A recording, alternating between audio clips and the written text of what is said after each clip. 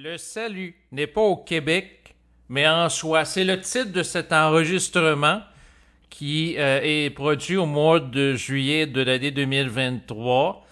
En fait, c'est un enregistrement que je fais aujourd'hui en relation avec une montée de colère que je vis une fois de temps en temps d'une manière ponctuelle. Parce qu'au fil du temps, il y a beaucoup de personnes un peu partout dans le monde qui m'ont écrit et qui semblent être fascinés par le Québec. Donc, ils s'imaginent que quelque part le salut va venir du Québec, que s'ils viennent vivre au Québec, ils vont être heureux avec des gens qui sont conscients.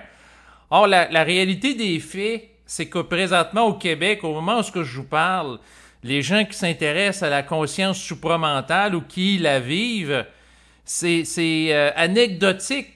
C'est une quantité limitée de personnes. Moi, je suis tanné au fil du temps, là, parce que ça fait quand même plusieurs années que je fais des enregistrements. Et d'une manière ponctuelle, il y a des gens qui m'écrivent d'un peu partout.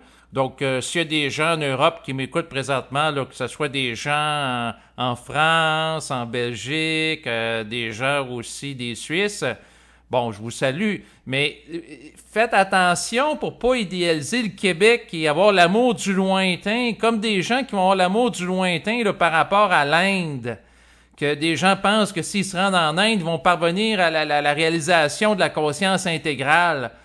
Illusionnez-vous pas, c'est la même crise d'affaires par rapport au Québec, dans le sens que des gens qui s'imaginent, parce que Bernard de Montréal a initié la conscience supramentale ici au Québec, que si vous immigrez au Québec ou vous vivez au Québec, vous allez devenir conscient. C'est pas nécessairement le cas. Le salut vient pas d'un endroit géographique. Ça vient pas de l'Inde, le salut. Ça vient pas du Québec. Ça vient pas d'endroit dans le monde, Chris. Le salut ou la réalisation, si vous aimez dans un autre vocabulaire, ce qui vous permet de sortir de la merde, de la souffrance, du danger, etc., ça vient de votre conscience, c'est intérieur.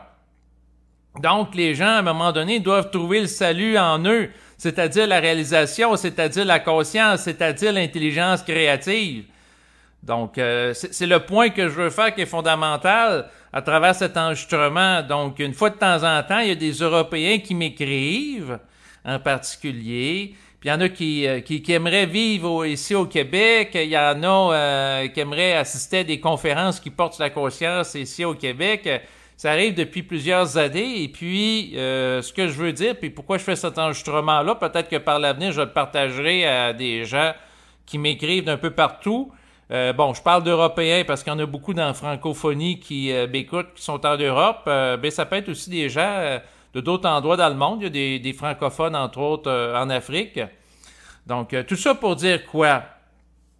C'est qu'il y a une mystification qui s'est faite au fil du temps que je n'aime pas, que je n'apprécie pas, qui donne l'impression, parce qu'il y a eu Bernard de Montréal ici au Québec, qui a initié le mouvement de la conscience supramentale, il y a eu Daniel Kemp, Daniel Ménard, il y a eu Marc Delassalle, il y en a eu plusieurs qui ont visé à véhiculer une conscience supramentale à travers leurs propos, que, à quelque part, ici, les gens au Québec sont tous conscients, qui vivent dans la conscience supramentale, et que, dans le fond, si les gens viennent vivre au Québec, ils vont nécessairement baigner dans un environnement qui est propice à leur épanouissement de conscience. Or, faut faire attention. Il y a des gens qui sont fascinés par le Québec présentement, comme autrefois, tu avais des gens qui étaient fascinés là, dans les années 1970 là, par l'Inde. Puis là, il y a des gens qui allaient en Inde pratiquaient la méditation transcendantale. Il y a eu les Beatles qui ont fait la promotion de la méditation transcendantale. Puis il y a un paquet d'accidentaux à leur suite ils ont été en Inde, puis ils pensaient qu'en vivant en Inde, ils parviendraient à la réalisation. Alors que la réalisation réelle, c'est en fonction d'un état de conscience individué. Ça n'a aucun rapport avec le collectif. C'est sûr que certes, il y a des environnements collectifs qui sont plus propices que d'autres à un épanouissement. Ça, je vous l'accorde, là. C'est sûr que, prenons par exemple pour la situation de la femme. Bon, ben, la femme qui naît au Québec ou en France, dans l'optique d'avoir accès à de l'éducation supérieure, c'est-à-dire aller à l'université, avoir plus d'opportunités en France ou au Québec qu'en Afghanistan, où les femmes n'ont pas le droit de faire des études supérieures au moment où elles font cet enregistrement sous régime taliban. Donc ça, il y a des évidences, là. quand même. Mais pour ce qui est de la réalisation de la conscience supramentale, c'est que la personne peut être en Chine, elle peut être au Tibet, peu importe l'endroit. Si elle vit une relation individuée entre son ego et son esprit, et qu'elle vit une forme de communication télépathique à l'intérieur d'elle, ben, peu importe l'endroit, elle peut vivre ça. Présentement, il y a des gens qui peuvent vivre ça en Ukraine, en Russie, même si c'est des lieux où il y a des conflits. Donc, ça, c'est un élément, là. Mais ce qu'il faut que... Je vais essayer d'être assez... aujourd'hui, dans l'enregistrement, parce que c'est en relation avec une impulsion de colère et une contrariété récurrente au fil des ans. Des fois, on vit... comment dire? Moi, là, je suis tanné que Chris... Moi, je ne suis pas... comment dire... je vais essayer d'être gentil quand même, là. Ben, quoique, non, à un moment donné, il faut arrêter d'être gentil, là. La réalité des faits, là, c'est que s'il y a des gens qui sont fascinés par le Québec, des Européens, puis ils pensent qu'ils vont venir ici, qu'ils vont parler de conscience supramentale ouvertement, puis ils vont être les bienvenus, c'est pas le cas.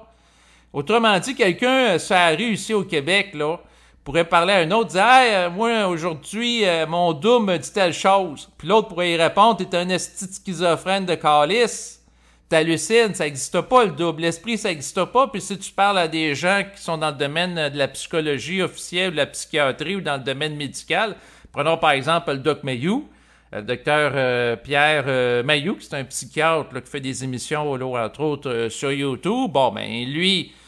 La minute qu'on parle d'esprit extraterrestre, occulte, pour lui, c'est toute de l'hallucination, c'est tous des gens atteints de schizophrénie à différents niveaux. À un moment donné, il avait dit à quelqu'un, il dit, parce qu'il parlait qu'il y avait des visions, etc. Il dit, on va vous donner des antipsychotiques, vous allez voir, vous serez plus hantés par les esprits, les fantômes vont disparaître de votre vie.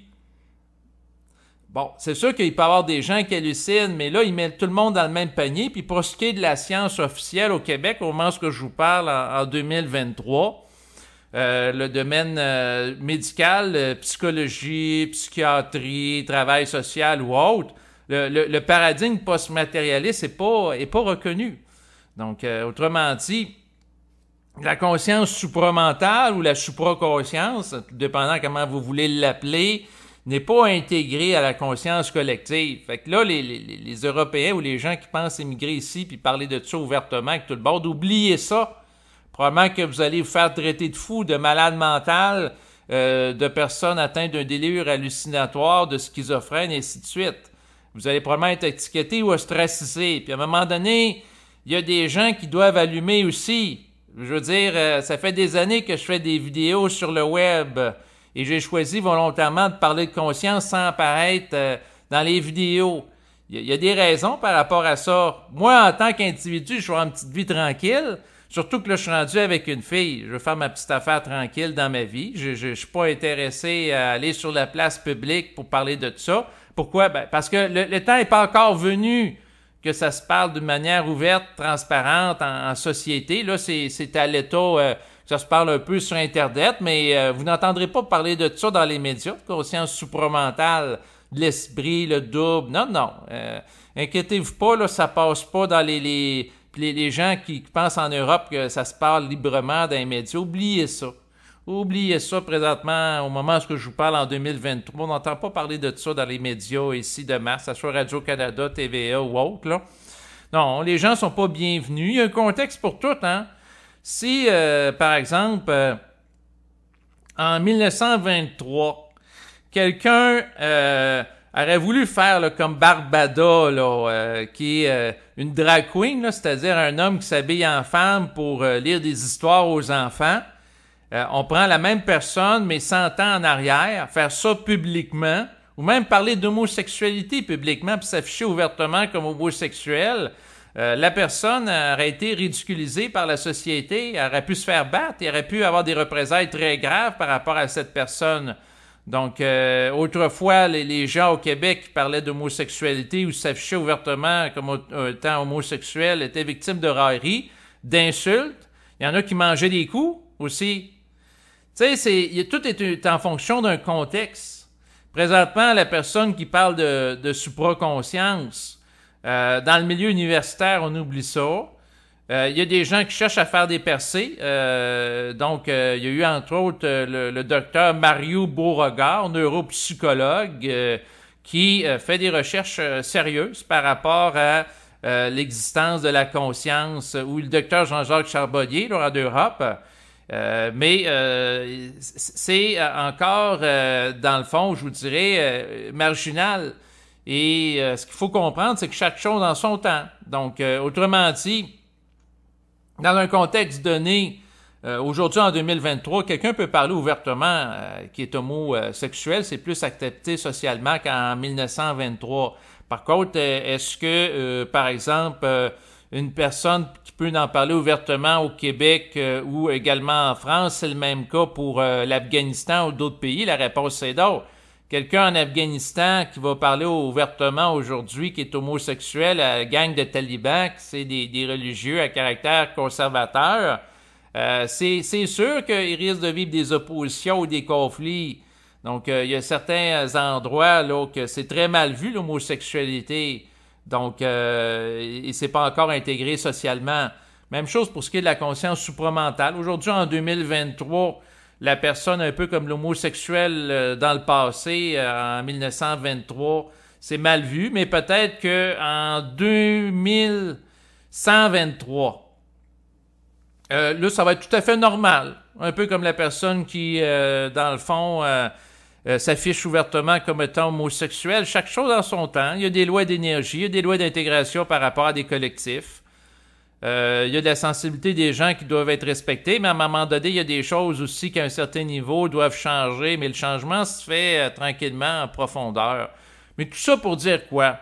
C'est que si vous pensez que vous allez pouvoir parler librement aux gens de conscience supramentale, vous êtes bienvenus pour parler avec les gens de conscience sur la rue au Québec sans être victime de railleries, d'insultes, etc., aujourd'hui, pour les gens qui m'écoutent de l'extérieur, la réponse c'est non.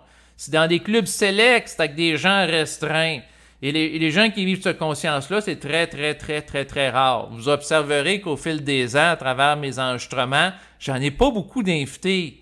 Il y a des raisons derrière ça aussi, là. Tu sais, j'ai pas beaucoup d'interlocuteurs. Bon, c'est sûr qu'avec le temps, je suis sélectif, puis présentement, je m'occupe de ma fille, mais le point, c'est que des gens avec qui que je peux parler de conscience, prenons par exemple Berthold et Mona, avec lesquels j'ai fait des enregistrements au fil du temps dans les dernières années, ça court pas les rues. C'est parce que là, il y a des gens, j'ai l'impression, puis là, je vais vous le dire tranquillement, je vais essayer d'être un petit peu calme, là. C'est pas parce que vous m'écoutez parler de conscience avec Berthold, puis là, des gens qui vont m'écouter en Europe vont dire, ah, regardez, il y a 2 Québécois qui parlent de conscience comme ça dans des enregistrements, qu'il y en a d'autres.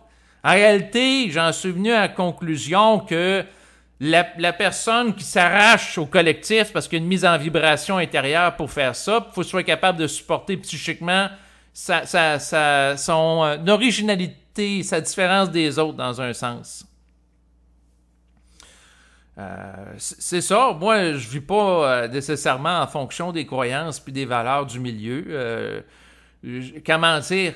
Le lieu du Québec, pour moi, est un lieu occasionnel de vie. En réalité, si je serais... je ne souhaite pas nécessairement d'être en Europe, mais ce que je vous dirais en passant, là, pour ce qui est des gens qui aiment avoir des conversations érudites par rapport à des sujets scientifiques, moi, c'est sûr que par rapport à ça, ce que je dirais, c'est que l'endroit dans le monde qui est plus propice à ça, c'est sans doute l'Europe pour avoir des conversations avec des encyclopédistes, pas le Québec. L'éducation ici n'est pas nécessairement valorisée. Il y a des gens qui connaissent des choses qui vont être méprisées. C'est pas... à un moment donné, j'écoutais une vidéo qui disait qu'en France, entre autres à Paris, un homme, par exemple, qui a un vocabulaire qui est vaste, qui a fait des grandes études, c'est quelque chose de sexy. Donc, c'est quelque chose de désirable. Alors qu'ici, au Québec, c'est plus un pragmatisme qui règne, dans le sens que ce qui va être désirable ou valorisé, c'est quelqu'un qui fait de l'argent. Et il y a une certaine forme de mépris aussi des intellectuels. Certes, il peut y avoir un fondement derrière ça, parce que oui, il y a des intellectuels qui s'écoutent parler. Oui, ils sont orgueilleux de la connaissance, puis oui, à quelque part, ça doit être contesté, mais en même temps, c'est pas le cas de tout le monde. Et c'est sûr que moi, dans le fond, je vous le dis, là, je suis honnête avec vous, à travers mes enregistrements, je ne vise pas nécessairement à faire une présentation ou une diffusion de propos en relation avec la conscience supramentale, comme Bernard de Montréal. Premièrement, je n'ai pas les mêmes mises en vibration que lui. Et aussi, en tant qu'égo, je m'intéresse à des trucs parfois intellectuels, ce qu'il faut faire que je vais faire, par exemple, une chronique où je vais étudier les neurones miroirs, ensuite je vais étudier un autre sujet. Et moi, ça m'apporte quelque chose. Mais le point, quand que je fais des enregistrements, je fais des études de sujets. Souvent, si j'utilise des termes techniques, je vais viser volontairement et sciemment à faire une reformulation pour que, dans le fond, les choses soient claires puis que ce ne soit pas interprété que quelqu'un qui se gargarise strictement avec des mots. Parce qu'il y a une différence entre faire l'étalage du savoir et en faire le partage. Quelqu'un qui en fait l'étalage pour dominer les autres en disant « je sais plus des choses que les autres », ça, il y a de l'orgueil dedans. Il pêche par orgueil. Tandis que la personne qui étudie quelque chose puis en fait le partage, c'est pas pareil. Et aussi au Québec, dans le fond, ce que je dirais, au moment où je vous parle, la culture, dans le fond, présentement, est pas propice à une érudition stratégique, c'est-à-dire à connaître plein de choses sur plein de sujets, ou aussi le passage à la conscience supramentale. Donc, pas présentement dans les paramètres, dans le sens que le milieu où la connaissance va être valorisée, ça va être des milieux plus européens. Et je suis d'avis que la manière de parler présentement pour véhiculer de la connaissance, parce que je m'intéresse aux deux paliers. Au niveau du savoir de la connaissance, puis il y a peut-être des gens qui ne me suivront pas parce qu'ils vont soit focusser, se centrer l'attention juste sur le savoir ou la connaissance, tandis que dans ma compréhension de l'individu intégral, eh bien, c'est d'agir sur tous les niveaux. Être épanoui sur le plan émotif, sur le plan intellectuel, sur le plan sexuel, sur le plan de la capacité aussi à véhiculer une vibration, certes, mais sur tous les plans. En fait, je vais faire la promotion de la voix de l'homme rusé ou de l'individu rusé, pour inclure les femmes et également les transgenres, les non-binaires aussi, dont parlait Gurdjieff. Gurdjieff disait qu'il y avait la voix de l'homme physique, l'athlète, ensuite la voix de l'homme émotionnel, qui, lorsqu'il l'accomplit, va devenir l'artiste qui va être capable de véhiculer des émotions à travers ses œuvres, que ce soit de la musique, que ce soit de la poésie, etc. La voix de l'intellectuel, la voix du scientifique, qui va accumuler de la connaissance, mais la voix de l'homme rusé inclut toutes ces voix-là, parce que si la personne est juste bonne sur le plan physique et elle n'a pas de connaissances scientifiques, ben elle n'est pas complète. Si la personne est capable d'intégrer ses émotions ou d'exprimer ses émotions, mais qu'elle n'est pas capable d'être en bonne forme physique, à ce moment-là, elle n'est pas complète. Puis si la personne a fait plein de choses, puis est en train de dépérir, ressembler à un cadavre sur le plan physique, parce que le physique n'a pas été entretenu ou négligé, eh bien, la personne n'est pas complète. Donc, moi, je suis de l'avis qu'il faut s'inscrire. Ben, les gens, ils font ce qu'ils veulent, mais en tout cas, en ce qui me concerne, dans la voie de l'homme rusé. Et au niveau de la communication, pour ce qui est de la langue française, mon avis se maintient à travers le temps, c'est que pour parler et véhiculer des choses avec précision, c'est pas le parler avec l'accent québécois, donc le joual, ni même l'argot parisien ou le parler de Marseille. Non, à mon avis, c'est le parler belge, ce que j'ai vu au fil du temps, qui est le plus précis, pour s'exprimer, être capable de faire des phrases complètes.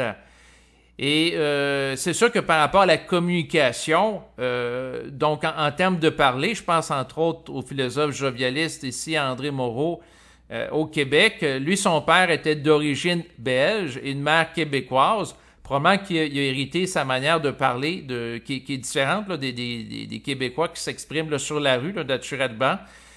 Parce qu'il va faire des phrases complètes et il y a un souci très grand de la langue. Et c'est sûr qu'au fil du temps, j'ai discuté avec plusieurs personnes qui ont critiqué André Moreau, mais le point qu'il faut lui donner, c'est qu'il est capable de parler d'une manière qui est claire, qui est précise. Et c'est très rare au Québec. Tu sais, si quelqu'un écoute un enregistrement d'André Moreau, vous en avez plein sur YouTube, et qui pense que les Québécois vont s'exprimer comme lui, oubliez ça. C'est un individu qui n'est pas du tout représentatif de la situation au Québec en termes de qualité de communication avec un vocabulaire précis servant à véhiculer de la connaissance, au même titre que Bernard de Montréal n'est pas représentatif de la conscience des Québécois présentement. Là, oubliez ça. Faut pas s'illusionner. Mais pour ce qui est d'André Moreau, beaucoup de gens l'ont critiqué, mais peu de gens sont capables de l'accoter, c'est-à-dire d'avoir une capacité de communiquer équivalente à lui avec clarté et précision en langue française. C'est sûr que lui, ce qui l'a avantagé, c'est qu'il a fait des dictées au fil du temps et il a parti du principe que la pensée écrite ou la pensée qui s'exprime à travers la voix orale doit être la même, doit avoir une continuité de communication, c'est-à-dire qu'il doit parler comme il écrit et écrire comme il parle à voix haute. Et j'ai trouvé ça admirable comme principe, c'est-à-dire qu'il y a une unité de conscience. Parce qu'on va écrire d'une certaine façon, que ce soit les gens au Québec qui vont parler avec le joual ou les gens à Paris avec l'argot parisien, mais qui vont écrire d'une façon différente. Tandis que lui, il a dit la même façon de parler à l'écriture et à la lecture, ce qui fait en sorte qu'il est capable de faire des discours à voix haute et qui peuvent être transcrits par la suite. Donc, ça peut simplifier la chose pour des transcriptrices. Mais bref, tout ça pour dire quoi? L'individu, le salut, pourquoi que je dis que le salut est en soi, c'est que peu importe l'endroit où vous êtes dans le monde, que vous écoutez cet enregistrement-là, c'est, dans le fond, à vous poser la question par rapport au lieu où que vous êtes, est-ce que, dans le fond, vous avez d'affaires à être là? Si, dans le fond, vous avez la vibration que oui, que vous soyez en France, en Chine, que vous soyez en Inde, vous n'avez pas nécessairement à venir au Québec. Donc, il peut y avoir un désir de l'ego, une croyance à l'effet que si vous venez vivre au Québec, vous allez devenir conscient puis que c'est un lieu qui est propice à ça. Alors qu'en réalité, ce qui est propice à la conscience, c'est l'écoute de soi-même, c'est-à-dire de reconnaître que le salut, c'est-à-dire la réalisation, c'est-à-dire le potentiel d'épanouissement, est en soi tout simplement. Et à un moment donné, il y avait quelques jours, un Européen m'avait écrit, il dit si je viens en vacances pendant l'été au Québec, est-ce qu'il y a des conférenciers en relation avec la conscience que tu me proposerais d'aller visiter, d'aller écouter? Et malheureusement, au moment où je vous parle, il y en a très peu qui véhiculent la conscience. Et si vous voulez me parler d'une conscience de la même amplitude que Bernard de Montréal, présentement, j'en connais pas. Et moi-même, je prétends pas en véhiculer à son niveau-là. Pourquoi? Ben parce que je sais qu'il y a un prix à payer. Il y a plein de monde, Chris, qui sont fascinés par la conscience, qui aimeraient avoir accès à ça. C'est un petit peu comme les gens qui regardent un athlète à TV, Chris. Ils aimeraient ça courir aussi vite que lui, mais la plupart des gens sont pas prêts à payer le prix, la facture que ça rapporte. Pour un athlète, c'est quoi? C'est de s'entraîner très fortement. Et pour ce qui est de la personne de la conscience supramentale qui va véhiculer une parole avec une amplitude, une portée vibratoire comme Bernard de Montréal, c'est des chocs de vie. Tu sais, il faut vous compreniez qu'il y a des tensions énergétiques derrière ça. Pour que quelqu'un monte en vibration, c'est parce que la personne, si elle ne souffre pas dans sa vie ou elle n'est pas exposée à des oppositions énergétiques significatives, elle ne vivra pas. Donc, si quelqu'un me pose la question, Chris, c'est plate tes enregistrements, ou quelqu'un me dit ce commentaire-là, il y en a pas beaucoup qui sont vibratoires. Il y en a un peut-être qui m'écoute présentement, je ne sais pas, mais en fait, mon propos, puis à un moment donné, je vais dire de se mêler de ses affaires, je vais monter peut-être un peu plus en intensité.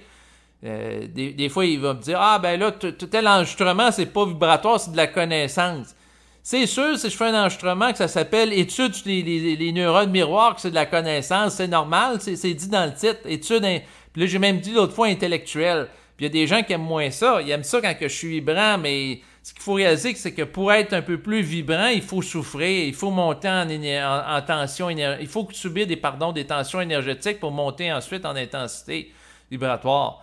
Et les chocs de vie, je vais vous donner un exemple très concret, puis là, vous allez peut-être comprendre un peu plus ce que ça implique, là. Bon, ben pour arracher de l'information au plan, pour aller avoir accès à de l'information inédite, disons que le prix à payer, c'est de vivre une perte d'une manière intense. Donc, pour qu'il y ait un changement à un second niveau psychique. Donc, ça peut être, par exemple, quelqu'un qui perd un montant d'argent significatif à la bourse, quelqu'un qui vit un accident automobile, quelqu'un qui vit une rupture amoureuse, quelqu'un qui apprend, qui est atteint d'une maladie grave, puis ça le met en colère. Donc, ça prend une montée en énergie. Mais est-ce que la facture à payer m'intéresse? C'est-à-dire, si on me dit, ben, tu vas pouvoir, oui, avoir accès à telle information, mais en contrepartie, va falloir que tu aies un accident automobile puis tu vas perdre une jambe. La réponse est non. C'est ça l'affaire. C'est qu'il y a un gros prix à payer. Puis par la suite, quand les gens écoutent des enregistrements à caractère vibratoire avec une grosse intensité, il y en a qui vont aimer ça. Et ils sont pas nécessairement capables de l'apprécier à la juste mesure, dans le sens qu'ils vont dire « Ah, le conférencier, Chris, il parle, c'est facile pour lui. » Pas nécessairement. Ça peut être en relation avec une mise en vibration, faisant ensuite une souffrance vécue sur le plan psychologique de l'ego qui est extrêmement intense, qui va lui permettre de rebondir en intensité sur le plan énergétique. Si on me pose la question, au moment où je vous parle, je suis père d'une fille de 6 mois, est-ce que j'ai envie que ma fille vive de la conscience supramentale comme Bernard de Montréal? La réponse c'est non, Chris, je veux qu'elle ait une vie normale et qu'elle ait la crise de paix. Donc, pourquoi? Parce que c'est en relation avec des tensions énergétiques extrêmement intenses et il y a des gens qui sont pas capables de contenir ces tensions-là puis ils se suicident. En fait, l'une des raisons, à mon avis, qui fait en sorte qu'il n'y a pas beaucoup de personnes qui parlent de conscience ou qui l'ont intégré, parce qu'il y en a qui en parlent intellectuellement, mais qui l'ont intégré ou qui ont vécu à caractère vibratoire avec haute intensité, ça court pas les rues, c'est que la plupart des gens parviennent pas à en faire l'intégration de l'énergie sans péter les plombs et se suicider. C'est tout simplement ça. C'est tout simplement qu'ils sont pas capables de contenir des grandes tensions sans sombrer dans la folie et la déchéance morale, psychologique, et ainsi de suite. C'est tout simplement ça. C'est un manque de capacité de contenance d'énergie. C'est un petit peu comme un résistor qui est pas capable de prendre la tension puis qui va fondre. C'est un phénomène énergétique, la conscience, toute bête. Et moi, avec les années, ce que j'en suis aujourd'hui, est-ce que je suis heureux d'être au Québec? Est-ce que je trouve, en fait, tiens, je vais le prendre autrement, que le Québec est un lieu propice à l'épanouissement de ma conscience? La réponse, c'est pas totalement. Est-ce que je suis le bienvenu pour parler de conscience? La réponse, c'est non. Au moment où je vous parle, il y a des gens de ma famille que je n'en parle pas, puis j'ai pas du tout l'intention d'en parler. Pourquoi? Ben, parce qu'ils n'ont pas à vivre ça. Ce serait de les exposer précocement à des réalités qu'ils sont pas capables d'intégrer, ce qui est inintelligent. Puis s'il y a des Européens qui vont venir ici dans un esprit orgueilleux en disant « Je vais venir ici, Chris, puis je vais être le bienvenu pour parler de ça à tout le monde sur la rue quand je vais aller voir le médecin, mes collègues de travail. » La personne risque de se mettre à dos un paquet de personnes puis être ridiculisée, ostracisée, étiquetée comme étant folle. Donc, ça, c'est un autre volet à régler, là. C'est-à-dire que présentement, là, il y a des gens qui travaillent à normaliser ce qu'on appelle autrefois le paranormal. Une fois de temps en temps, je vais voir des gens comme Jean-Jacques Charbonnier, le concept de conscience extradeuronale. Ensuite, Jean-Jacques, Mario Beauregard. Il y en a d'autres aussi là, qui vont parler de la conscience qui est au-delà du corps physique, etc., qui cherchent à amener un changement de mentalité, mais le changement, ça va prendre du temps. Des individus comme ça qui préparent une transition, peut-être que ça va prendre 30 ans, 60 ans, puis par la suite, parce que les autres, la transition, c'est une reconnaissance d'une conscience, mais au niveau intellectuel. Mais c'est pas encore une conscience nécessairement vibratoire comme l'entendait Bernard de Montréal. Mais ça va venir avec le temps pour le collectif. Donc, bref, est-ce que le collectif du Québec est un lieu d'épanouissement de conscience? La réponse, c'est non. Puis ça risque d'être long en maudit.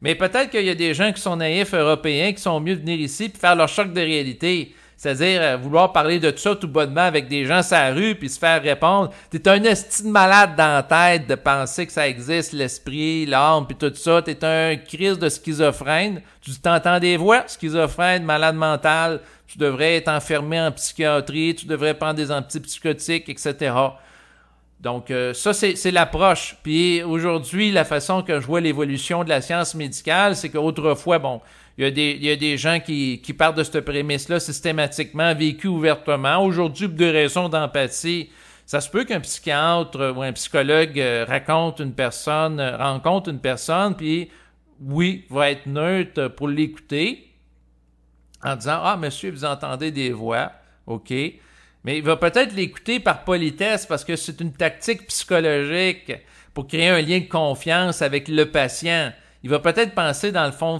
de lui-même que la personne est folle, qu'elle a un problème de santé mentale automatiquement si elle entend des voix, mais pour créer une alliance thérapeutique avec elle, il va dire « Oui, je vous écoute, donc vous me dites que vous entendez des voix. » Il va faire des reflets empathiques.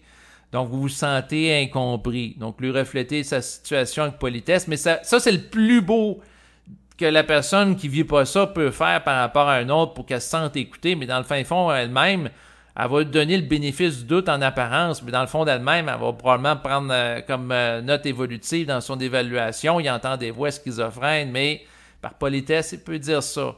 Donc, autrement dit, la légitimité de la communication intrapsychique que peut vivre un individu, comme par exemple Bernard de Montréal, il disait qu'il entendait des voix dans ses enregistrements.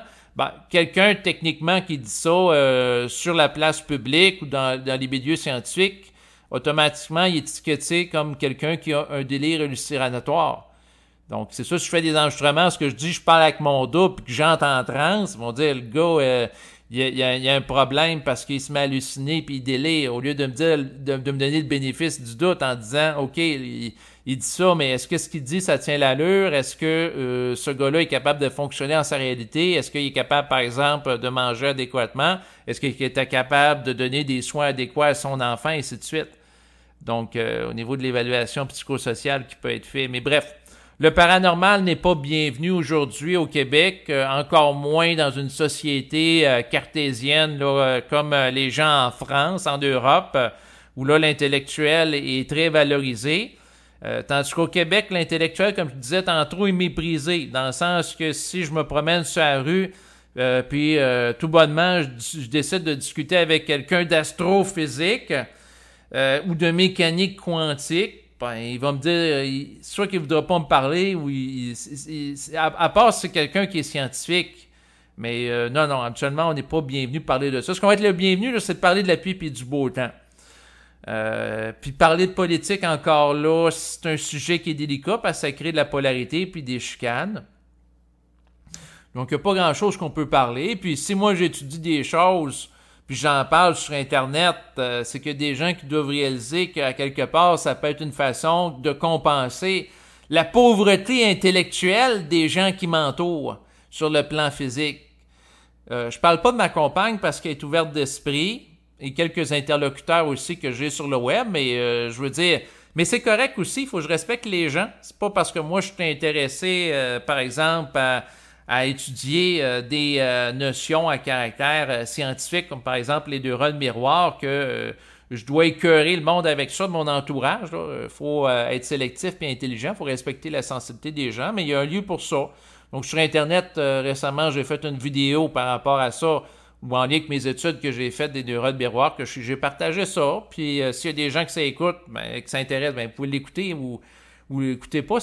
Moi, après ça, là, je m'en fous, mais tout ça pour dire quoi? Ben, l'individu qui se conscientise, c'est un individu qui se construit par lui-même et il ne doit pas compter sur les plans de la lumière pour y arriver. Autrement dit, avec le temps, quand on est spirituel, on peut dire « Ah, Christ, les anges, ils vont nous aider, ils vont pourvoir à nos besoins, le bon Dieu, il est là pour nous, Christ, il nous aime. » Ça, c'est de la naïveté spirituelle. Et à un moment donné, tu demandes des choses au bon Dieu, aux anges, aux archanges. À un moment donné, tu deviens peut-être un peu plus affirmé. Tu fais des commandes à l'univers, là, donc André Moreau qui bénit ou qui commande à l'être en tant qu'absolu. Je suis un peu plus proche de son mouvement, naturellement. Et le salut de l'individu vient au sein de l'individu lui-même par rapport à sa volonté de se sauver de la bêtise humaine ou la capacité à contourner l'idiotie quotidienne qui est véhiculée dans les médias de masse. Donc, la personne, à quelque part, doit réaliser qu'on est dans un monde qui est fou, qui est fourbe, qui est un monde de menteurs, de manipulateurs, d'escrocs, et que à quelque part, on est en situation que, à quelque part, qu'on le veuille ou qu'on le veuille pas, si on veut être équilibré, ne serait-ce qu'en santé, il faut avoir une volonté de vivre qui est puissante.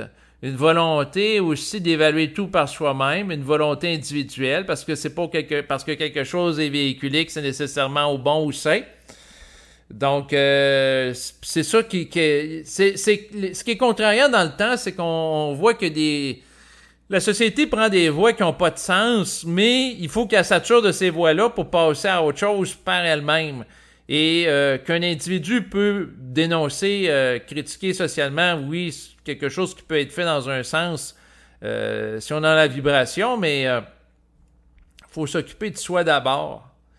C'est pour ça que le salut est au sein de l'individu lui-même. Donc, l'amour du lointain, dans le sens que, je vais aller faire un pèlerinage, par exemple, en Égypte, je vais aller voir les pyramides, là. Puis là, si je vois dans les pyramides, je crois que dans des lieux internes de pyramides, donc que ça a des lieux propices sur le plan vibratoire à vivre des initiations cosmiques ou passer à un autre niveau de conscience. Donc ça, c'est de la naïveté, en fait, ou aller à Stone Age ou dans des lieux comme ça. En fait, le lieu qui est ajusté vibratoirement, c'est le lieu dont vous avez la vibration que vous avez à être. C'est pas un lieu qui est popularisé par le nouvel âge ou les croyances à caractère spirituel. C'est le lieu que vous avez la vibration d'être, tout simplement. Donc, si quelqu'un est en Europe, puis il a la vibration d'être là, qu'il reste là. S'il a la vibration de venir au Québec, il peut venir au Québec, mais il ne faut pas qu'il s'illusionne sur le Québec, dans le sens que le Québec, la façon que je vois ça aujourd'hui, c'est une masse d'individus qui n'ont pas parvenu à la supraconscience, mais en même temps, il ne faut pas les blâmer, étant donné que c'est pas qui veut accéder à la supraconscience, mais c'est qui peut, et c'est qui peut malgré lui, c'est-à-dire qu'il en a la capacité malgré lui sans l'avoir décidé consciemment en tant qu'ego, parce que s'il déciderait consciemment en tant qu'ego d'accéder à la supraconscience et qu'il serait conscient des enjeux relatifs à ça en termes d'opposition énergétique vécue pour y parvenir, probablement beaucoup de personnes refuseraient. Il y aurait peut-être même des gens qui, face à la lourdeur de la tâche énergétique, tomberaient dans des états de déchéance morale, de dépression, de démission psychologique. Donc, c'est ainsi. Et ce qu'il faut dire aussi, c'est que vous n'avez rien, les gens que vous êtes en Europe, vous n'avez pas rien à enlever à Bernard de Montréal, Marc Dalsaire ou d'autres personnes qui vivent au Québec ou ailleurs. Pourquoi? Parce que, à quelque part, il faut réaliser que chaque personne vit en fonction du lieu qui est appelé à être. Puis si quelqu'un a à être à un endroit où il est manipulé par son environnement ou sa conscience pour être un endroit, c'est que des raisons derrière ça, il n'y a pas de hasard. Donc, la réalité, c'est quoi? C'est un vaste système d'interaction entre des individus en relation avec des lois de programmation. Il y a des lois d'évolution énergétique qui sont en relation avec l'esprit qui peut, à un certain moment donné, tirer les ficelles dans une direction plutôt que d'autre, et c'est à l'individu suffisamment sensible de le reconnaître et d'agir en conséquence. Sinon, l'individu en tant que tel, il doit reposer sa vie sur lui-même individuellement. Pas attendre le support des plans de la lumière pour être heureux, ni de ses semblables, ni du collectif, parce que sans ça, il risque d'attendre longtemps puis il se passera rien. Il faut qu'il se donne à vivre la réalisation des moments de bonheur, puis qu'il évalue toutes les choses par lui-même. Donc, puis faire des observations honnêtes, c'est une façon d'y arriver. Donc, tout ça pour dire quoi? Tout ça pour dire que, quelque part, la réalisation ne passe pas et ne passera jamais par le collectif. Le collectif, certes, un collectif donné, faut pas être fou non plus. Là. C'est sûr, si la femme vit au Québec, ça va être plus propice à son épanouissement qu'elle vit en Afghanistan, au niveau intellectuel, par rapport à cette sphère-là. Puis des rapports égalisés avec les hommes, là, l'égalité homme-femme, ça c'est clair.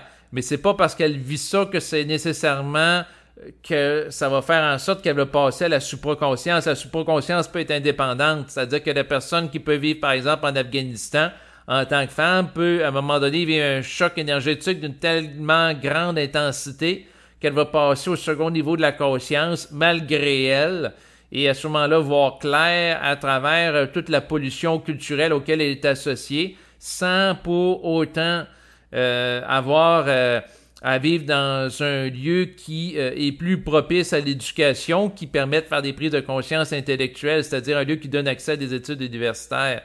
Et il y a des gens qui s'éveillent un peu partout. Il y a des gens présentement qui, au moment où est fait cet enregistrement, il y a un conflit entre l'Ukraine et la Russie. Et tu as des gens en Russie qui sont pas dupes de qu'est-ce qui se passe. Il y a des gens qui sont pas naïfs face à la propagande russe alors qu'ils sont des Russes qui sont opposés à la situation de conflit et ainsi de suite. Il y en a qui vont faire des coups d'éclat, ils vont manifester puis ont été arrêtés par rapport à des manifestations contre la guerre en Ukraine, mais il y en a d'autres qui, dans le fort intérieur d'eux-mêmes, ont réalisé qu'est-ce qui se passe, la manipulation. Mais comme ils veulent pas aller en prison, être exclus de la société, voire même être torturés dans certains cas, ben, ils vont tout simplement se taire et être en situation de conformité et d'apparence.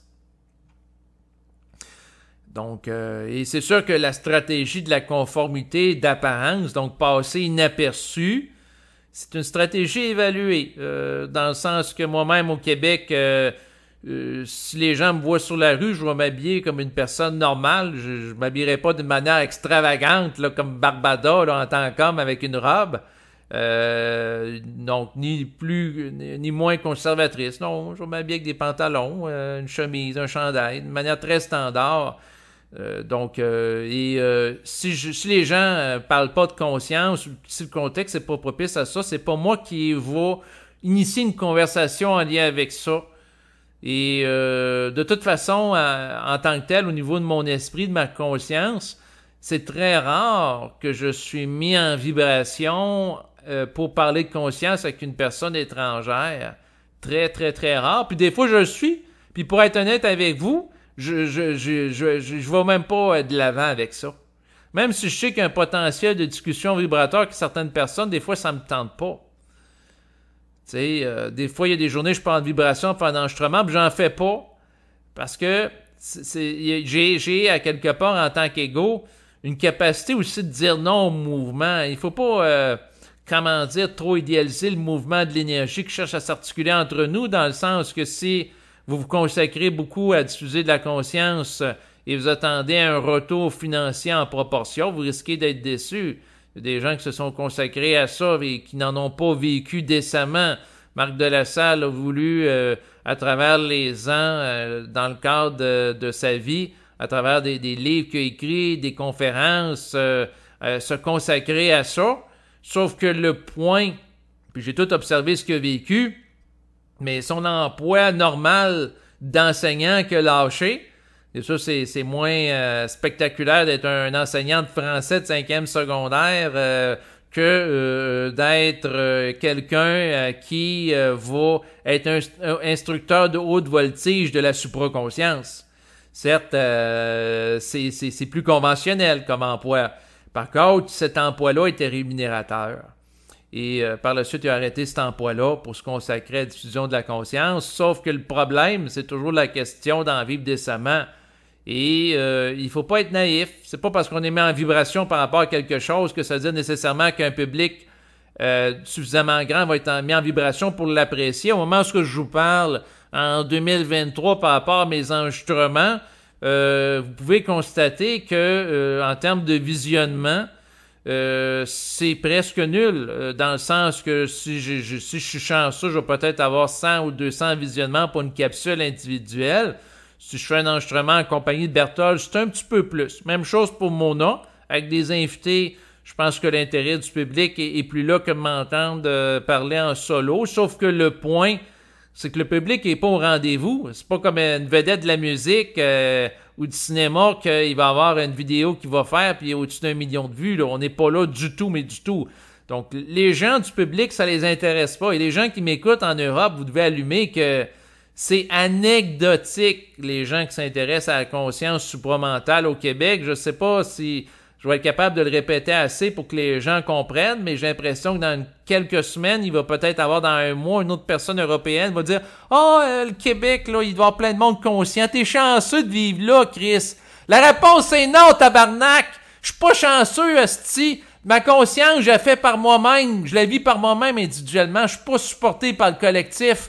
Le collectif, que ce soit le gouvernement, là, il donnera pas des bourses de millions de dollars là, comme aux multinationales pour l'économie verte ou des entreprises économiques comme le chantier MLDV à Lévis, que c'est pas vraiment rentable. Ça fait des années qu'ils dépensent une fortune par rapport à ça, ou des entreprises comme Bombardier, ou des hautes technologies que le gouvernement va donner des fortunes pour qu'il y ait un développement. Non, il n'y a aucun soutien financier pour l'individu qui véhicule de la conscience supramentale. C'est pas reconnu par le gouvernement.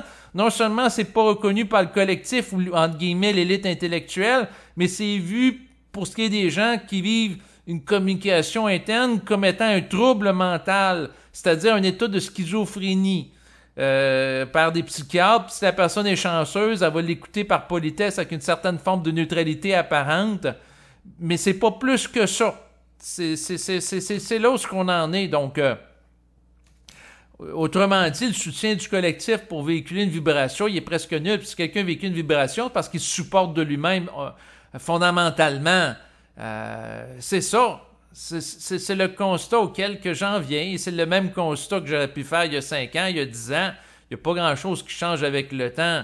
Les mentalités ne changent pas rapidement, ça se fait progressivement. Donc, au cours des siècles, un peu comme tantôt je disais, l'image de l'homosexuel qui, en 1923, surtout quand le Québec est très religieux, puis la religion catholique disait que l'homosexualité c'était vu comme un péché.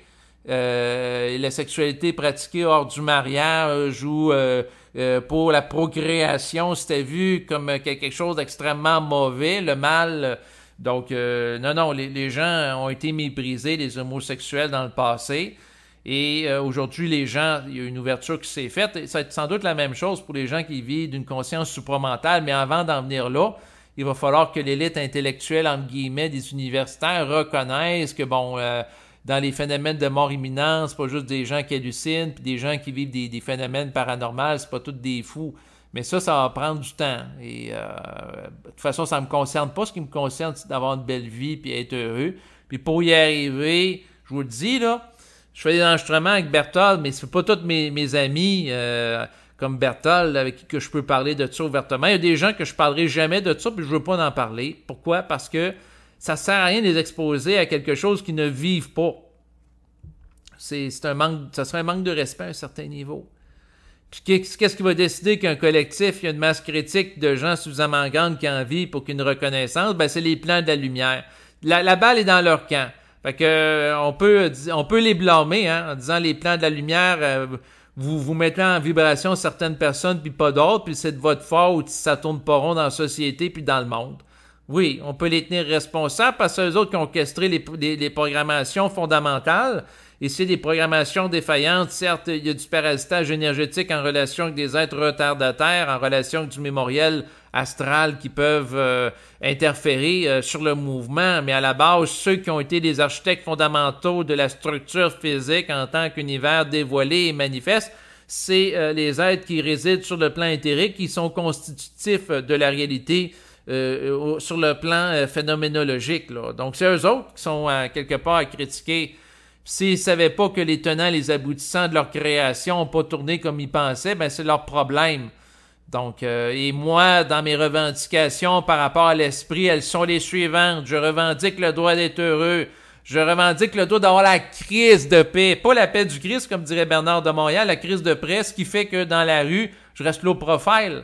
Dans le sens, je m'habillerai pas comme un radical religieux, puis je me mettrai pas avec des robes froufrou pour m'habiller en drag queen non plus. Je vais avoir la crise de paix. Je vais m'habiller avec très grande sobriété. Donc, je veux même passer inaperçu. Pourquoi? Parce que les gens sont stupides en général, dans le sens que ils sont inconscients, puis on peut pas les blâmer de manquer de conscience, parce qu'ils sont pas programmés pour ça, ils sont pas capables de contenir la conscience. Donc, c'est un paquet de cercles vicieux qui fait en sorte que les gens sont pas respectueux, mais ils n'ont pas la sensibilité pour être respectueux parce que, à quelque part, ils n'ont pas la contenance de l'énergie de l'amour, du principe énergétique et vibratoire qu'ils ne sont pas en mesure de capter, d'intercepter et de vivre en cohérence avec lui. Donc, c'est ça. Qu'est-ce que vous voulez que je vous dise? L'individu qui parvient à la conscience, il agit d'abord par lui-même et pour lui-même et pour se servir de ça. Moi, le pragmatisme des Québécois, Ça peut être intéressant de le parler ici. C'est que, je vous explique, il y a plusieurs années, bon, j'étais quelqu'un de plus intellectuel, je le suis encore un peu, là, je vous le dirais. Là. D'ailleurs, je fais des études comme les cellules, les neurones miroirs. Et c'est ça, dans un lointain passé, il y a des gens qui me disaient, Chris, des niaiseries, ça ne mettra pas de l'argent sur la table. Puis bon, j'étais un petit peu en réaction par rapport à eux, par rapport à leur manque d'ouverture, mais avec les ans, je suis obligé de reconnaître qu'il y a de l'intelligence dans le pragmatisme québécois qui va mépriser le côté intellectuel trop théorique, pelletage de nuages. Je suis capable de le reconnaître. Mais en même temps, c'est pas parce que quelqu'un est très pragmatique qu'il doit tout, avoir du dédain pour de la théorie et être méprisant. Parce qu'il y a de la théorie qui peut être utile ou élargir ses horizons, ne serait-ce que d'être capable d'être plus ouvert sur le monde, ça peut être plus utile. Tout peut servir dans un sens. Fait que je peux comprendre, par exemple, les gens en Europe qui vont véhiculer beaucoup la connaissance intellectuelle, donc les gens des milieux universitaires, élitistes, européens, par exemple, qui vont vivre à Paris et qui vont aller étudier à la Sorbonne, avec un vocabulaire très pointu, très technique. Ils ont des milliers de mots de plus que le Québécois qui se promène sur la rue. En termes de connaissances, ils ont des connaissances encyclopédiques. Donc, il y a une utilité derrière ça. Puis, il y a l'utilité aussi du Québécois très pragmatique qui va dire là, tout ce qui est intellectuel qui vous sert pas dans la vie de tous les jours, soit être en santé, soit à faire de l'argent, c'est de l'hostie de marde. Bon. Fait que il y a des gens qui vont me dire, le supramental, Chris, ça te permet pas de te nourrir, ça te permet pas par la suite d'avoir une santé totalement parfaite, ou de dormir toutes tes nuits, parce que des fois je fais de l'insomnie, ils vont dire c'est de l'hostie de merde. Puis je comprends leur perspective. Puis je comprends la perspective aussi de la personne qui va chercher à comprendre des phénomènes qui se comprennent pas intellectuellement parce qu'elle a été exposée à ça en relation avec un vécu à caractère paranormal précoce. Mais c'est pas parce que quelqu'un vit des phénomènes paranormaux qu'il faut qu'il en parle à d'autres qui en vivent pas, parce que s'ils en vivent pas, ils n'auront pas de point de référence sur lesquels s'appuyer pour avoir un espace de compréhension du vécu de l'autre. Tout ça pour dire quoi? Le milieu plus pragmatique nord-américain avec les États-Unis qui sont tournés vers l'argent ou européens par rapport à la connaissance intellectuelle de haute voltige, tout ça à un certain niveau a des raisons, ça sert. Et c'est être capable de tirer profit de tout. Parce que si on est ignorant, on peut en souffrir. Parce qu'on peut passer à côté d'opportunités de la vie. Quelqu'un qui est ignorant, qui n'est pas capable, par exemple, de désinfecter une plaie, puis sa plaie s'infecte davantage, il peut en mourir. T'sais, ça peut être aussi bête que ça. Tout à un certain niveau peut servir, puis finalement, avec les années, j'en suis venu à la conclusion qu'il ne faut rien mépriser. Puis que quelque part, il y a de l'intelligence dans la contestation de la haute intellectualité ou des gens qui sont juste pragmatiques puis terre à terre, mais qu'à quelque part, à un moment donné, il faut vivre sa vie pour soi puis laisser le clivage qui se passe en différents foyers de population s'opérer parce qu'au fil du temps, les énergies vont travailler, que ce soit implicitement ou explicitement, une forme d'équilibrage au sein des populations. En ce sens que si une population est trop de type yang, le principe actif, à un moment donné, il va y avoir des tensions qui vont être vécues pour que la population intègre davantage le principe yin, le principe féminin, le principe passif, pour qu'il y ait un équilibre de vie. Et si une civilisation comme celle, par exemple, nord-américaine, est très haut tournée vers l'action, le profit, le rendement, donc un principe très yang, là, dans le sens que les gens travaillent pour faire de l'argent. Quelqu'un qui utilise trop ses membres physiques pour travailler, il va faire une tendinite, une bursite. Quelqu'un qui fait trop des mouvements répétitifs avec les mains sur une base régulière, qu'est-ce qui va arriver? Il va avoir des douleurs aux poignets. Quelqu'un qui utilise tout le temps les poignets pour, par exemple, assembler des pièces jour après jour, ça manque d'équilibre. Il n'y a pas un temps de repos adéquat. Donc, pour compenser ça, la personne peut faire du yoga, du yoga de type yin, de restauration, pour trouver une forme d'équilibre. Et si la personne ne bouge pas assez, elle fait de la léthargie. Si elle bouge trop, est en déséquilibre parce que la personne n'a pas le temps de repos, les muscles n'ont pas le temps de se refaire et est en train de se vider de son énergie et candidate à l'épuisement. Puis si la personne, au contraire, elle ne bouge pas assez et est tout le temps assise sur une chaise, elle est dans un principe d'inertie qui peut l'amener à être déprimé puis sombrer elle aussi dans la dépression, mais pour d'autres raisons. Il y en a un, c'est surmenage, suractivité sur le plan physique, puis l'autre, sous-activité. C'est la même chose pour les civilisations, c'est la même chose pour les êtres humains. Fait que tout ça pour dire quoi? Que d'être polarisé sur la connaissance ou la mépriser, c'est inintelligent. Même chose pour le savoir. Puis être polarisé pour idéaliser le Québec comme étant un lieu de salut, parce que le Québec peut être vu par certains comme étant un petit peu comme la Gaule par rapport aux gens qui ont aimé les bandes dessinées d'Astérix, c'est-à-dire que il y a, quand on voit les présentations de bandes dessinées d'Astérix, c'est qu'il y avait un petit village gaulois, d'irréductibles gaulois qui résistait à l'envahisseur romain, l'Empire romain, qui a entouré ce petit village. Et donc, on pourrait faire une analogie, une comparaison avec la population québécoise et l'Empire américain. Donc, les États-Unis sont au-dessus de 300 millions. Le Québec est composé d'à peu près 8 millions d'habitants. Et ensuite, on a le Canada, à peu près 35 millions au total. Et on peut dire qu'on est entouré de gens qui parlent en anglais avec l'Empire américain. Et il y a un petit village d'irréductibles québécois qui survit à travers le temps. Et dans les bandes dessinées d'Astérix, le secret de la longévité du petit village, c'était la potion magique. Et le secret du peuple québécois, ben, à quelque part, c'est son nationalisme à un certain niveau, quoique c'est en train de s'effriter avec le multiculturalisme là, au fil des ans. Mais bref, est-ce que dans le fond, le peuple québécois résiste à l'envahissement astral qui provient des États-Unis et de la déchéance morale qui peut être véhiculée par rapport à certaines vedettes hollywoodiennes? La réponse, c'est non. Donc, il n'y a pas de résistance à l'astral. Donc, le Québec n'est pas un petit lieu à caractère supramental, un peu comme un petit lieu là, épargné là, de la langue anglophone, parce qu'ici, on parle français. Non. Ici, on est contaminé par l'astral, comme les gens aux États-Unis, comme les gens en France, en Belgique, etc. Il y a quelques irréductibles québécois, un peu comme les irréductibles gaulois, mais là, c'est de l'ordre de l'exception, là, de la rareté, qui peuvent vivre une forme de conscience supramentale, au même titre que quelques irréductibles gens individués un peu partout dans le monde peuvent vivre également cette conscience-là. Mais naturellement, là, ça ne court pas les rues. C'est très rare. C'est anecdotique.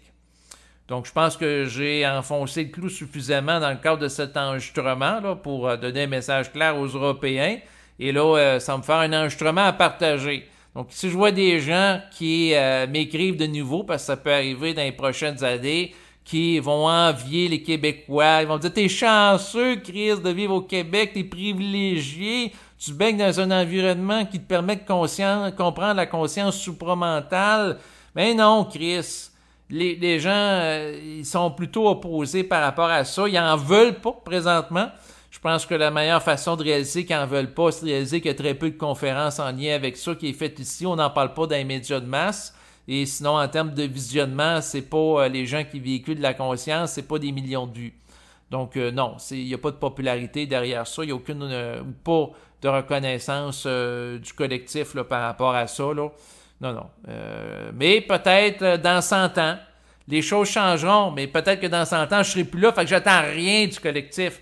D'où le principe de base, donnez-vous le salut maintenant, n'attendez pas après le collectif, attendez après rien. Donc c'est ça. Fait que c'est sur ces considérations que je vous laisse. Merci de votre écoute. Je vous dis au revoir, à bientôt.